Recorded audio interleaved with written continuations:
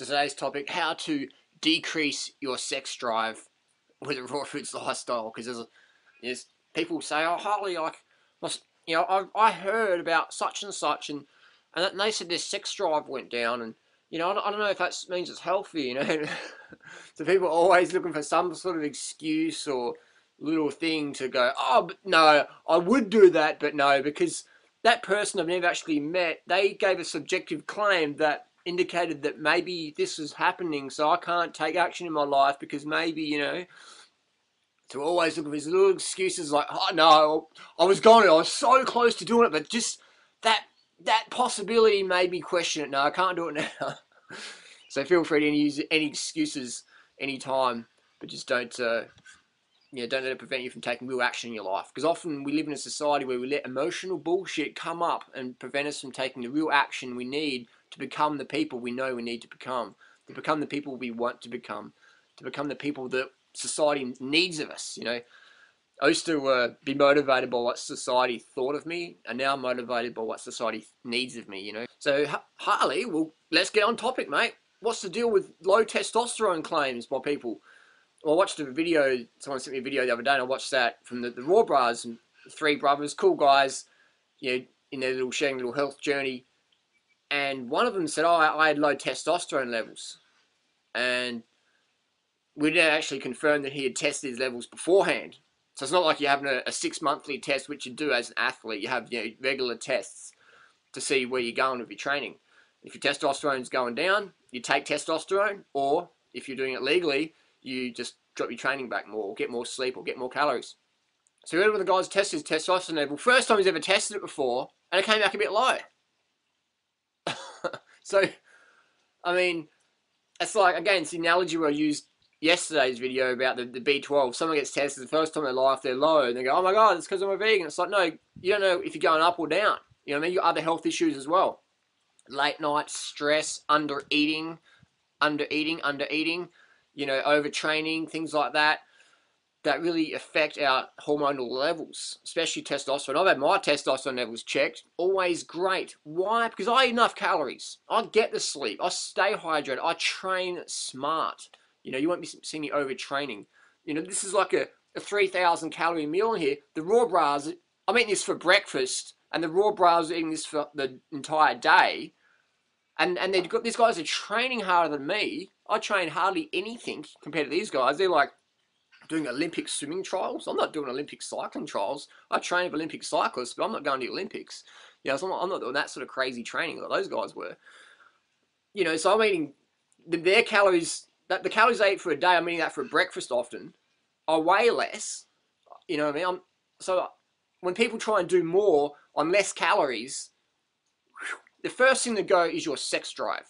I'll tell you that now. The first thing to go is your sex drive. And this is not just my claim. This is definitely my experience of mentoring people.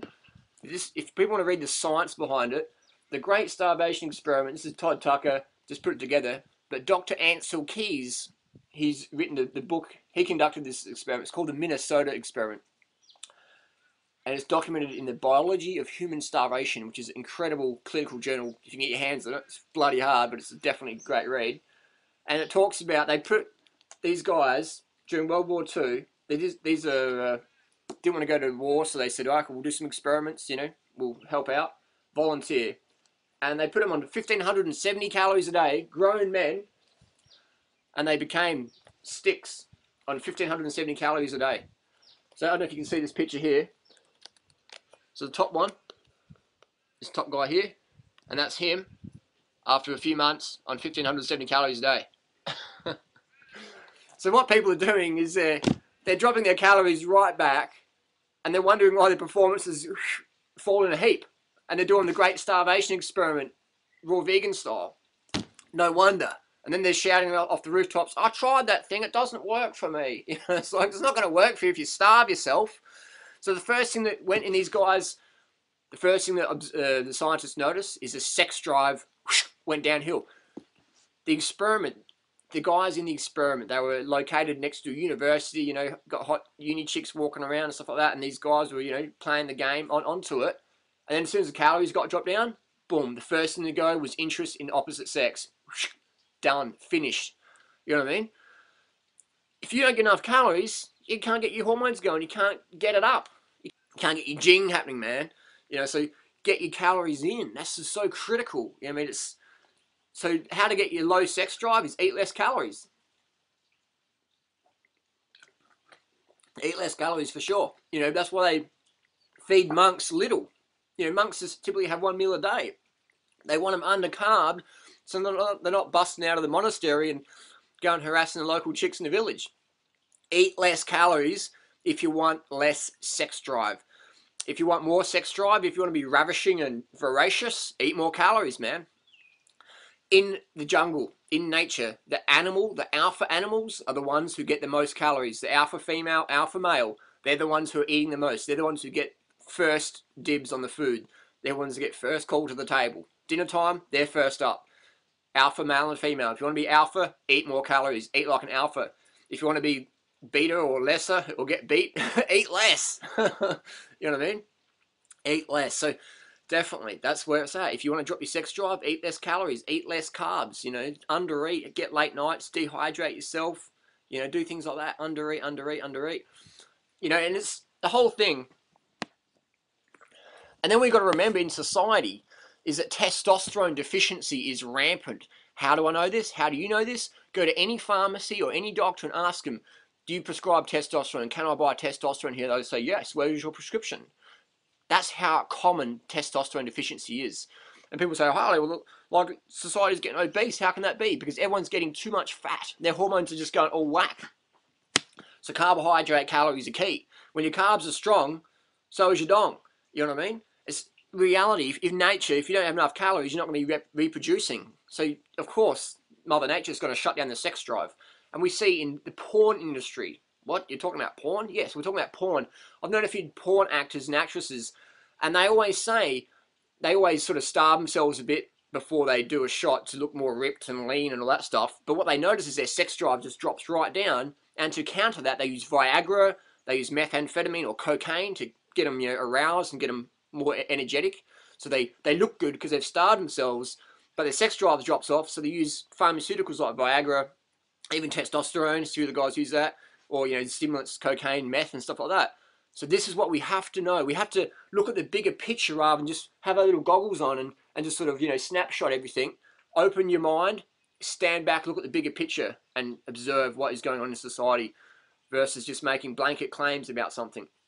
Stand back and look, you know. And people say, oh, but you can't have children if you're a raw vegan. You won't be able to produce you can't have children. You know, it's sort of hilarious. Oh, that's right, there's no raw vegan parents in the world ever. You physically can't do that. It's just like people saying you can't be a vegan or a raw vegan athlete. You can't run fast, you can't lift weights, you can't ride your bike, you know, like, you won't get enough protein. But that's what we're dealing with in society is ignorance. And then when people try it, they fuck up on it. They don't want to admit what they did wrong. And then they go, oh, well, I can't do it. I'm too proud and my ego's too strong. That means no one else can do it. You know what I mean? No one else can do it, and don't you dare try and do it, because I'll just, you know, so, you know. So whenever you break apart from the status quo and forge the path, like if you go raw, if you go vegan, you're always going to get people trying to drag you back because you're escaping from the crowd. You're escaping from the prison, you know what I mean? You're escaping from the square. Whenever you step out of that square, people are going to say, no, you can't. Go back, get back into this superfood square and this, you know, marketing square and all this hype square, and you got to go back into the drug-taking square and all this sort of crazy stuff, you know? But when you break apart, take advice, and people get the results you desire, you succeed. As simple as that. What I notice is often people don't come to people like us who are really having a good time. Miraculously, they forget we even exist, and they go direct to the people who say you can't do it. Why? Because they don't want to do it. And that's cool. If people don't want to do something, no problems. My problem is when people make up excuses or lie or exaggerate or say it can't be done because they didn't have the courage or commitment or strategy or ethics or morals or passion or, you know, purpose to do it. That's where I sort of get a bit raised up. You know, so if someone doesn't do it, that's fine. You don't have to do anything in life. You know, all you have to do is breathe. But if you want to do something, please take advice from people getting results you desire. If you want sex drive, eat more carb calories, man. 3,000 calories is a minimum. Starvation is induced on a 1,500 calorie a day diet. starvation is induced on a 1500 calorie a day diet. So if you're eating like a starvation person or double that, you know, you're going to be just above starvation. If you want more, eat more carbs. Remember the alpha monkey, the alpha female monkeys, they're getting the most calories. So carb up, crank it out, get your early nights, and stay hydrated, and train smart versus training like an idiot. Train smart. Get your sleep, get your recovery. Hope that makes sense. That's how you boost your sex drive. And what happens when you don't eat enough carbohydrates? Your body doesn't produce enough serotonin from your carbs, from your tryptophan. So then you can't sleep properly, so your testosterone is going to be dropping down. So you don't eat properly, you can't hydrate properly, and then you can't sleep properly. And we know sleep is critical. The Kenyan marathon team, best runners on the planet, the Kenyans and Ethiopians, but Kenyans most so, they're resting up to 20 hours a day horizontal. Horizontal, 20 hours a day. And people in the raw food movement are looking at how to sleep less. I do 5 hours a day. I do 4 hours a day. I do 2 hours a day. It's like there's some sort of competition in how little sleep they can get, how much they can abuse their body and get away with it for a short time. And then when things hit the fan, they go, oh, the raw vegan diet doesn't work. I don't know. You got to get saturated fats from animals because plants don't have saturated fats. Bananas have got saturated fat, for crying out loud. You know what I mean? It's incredible. And then, you know, there's so much misinformation out there. Just confused people, leading other confused people into the pit of confusion and apathy and ignorance, continuing that. And anyone who shines any light on that darkness is, oh, you're extreme, you're radical, you're attacking us. No, we're giving a helping hand. It's time to step up, step out, and charge on. Sleeves up, do it.